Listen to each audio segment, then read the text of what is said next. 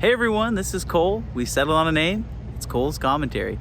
Well, we're back day 2 of Kansas State's practice here in Orlando, preparing for the Pop-Tarts Bowl. We had a chance to talk with Joe Kleinerman, Marquise Siegel, and of course, the 6th year now senior, Austin Moore. Austin announced earlier this month rather, that he would be returning for his final season of eligibility to K-State. And after a very, very disappointing end to the season for Austin Moore, he talked about how important it was to get back and really establish a leadership role with this team. He talked about how Daniel Green was really one of the main people who helped influence him when it comes to a leadership standpoint. And that's the main takeaway I have from today, is that this team, the leadership on this team, specifically on the defensive side of the ball. We didn't get a chance to talk to any offensive players today. Just talk to the defensive players. And yes, they lost Kobe Savage. Yes, they lost Nate Matlack, but they're locked in. They are ready. There are leaders that are developing on this defense. And Marquise Siegel talked multiple times today about the guys that want to be here. He said the transfer portal makes you realize who your brothers are. They make you realize who really wants to be here. And I don't think that was a shot at Kobe Savage per se. I don't think that was a shot at Nate Matlack. There's always circumstances that go into entering the transfer portal. Marquise Siegel was another one of those guys who came to K-State via the transfer portal. But he talked about the guys that are here practicing are the guys that want to play, and the guys that want to play want to end the season on a high note. They're locked in, and I think that this defense might look a little bit different. We had a piece go up this morning at GoPowercat that talked about what the offense might look like with Connor Riley at the helm.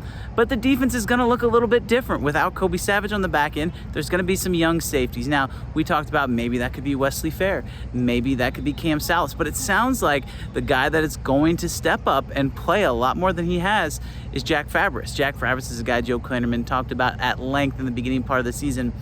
Now he's talking about him at the end of the season. They wanted to redshirt him. They did redshirt him. They maintained his red shirt. And now he'll get a chance to play in the bowl game. Look, I think it's great. I asked Joe Kleinerman, what do you think about the opportunity to have players still redshirt and also play in the postseason games? And he talked about, you have no idea who's going to be here at the end of the year. So getting those guys able to do that and use their extra year of eligibility is really a big time for this program. It's going to be big for this defense as well. I think K-State's going to have a great chance to do a lot of good things on defense. Another spot, we mentioned Nate Matlack heading into the portal. Well, that's going to leave some room at defensive end. Toby Osensami has made the move down to defensive end. I would expect him to get a lot of playing time, but I would also look for a guy like Chidi Obiazor. That's a guy who K-State has really liked. Joe Kleinerman mentioned him again.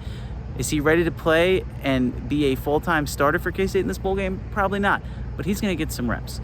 Overall, K-State today, great time talking to the defensive players and obviously the defensive coordinator. I just get the sense this team is very motivated. You could hear them after their stretching period with the strength coaches giving them a little pep talk before, saying, hey, you know what? The gift you have is today. And I think that's a great message for all of us to listen to and for all of us to understand. Tomorrow is never promised, especially when it comes to the athletic world. You have no idea what's going to be around the corner waiting for you, but you get today. This K-State team has today. They're locked in and they're prepared. It's Christmas.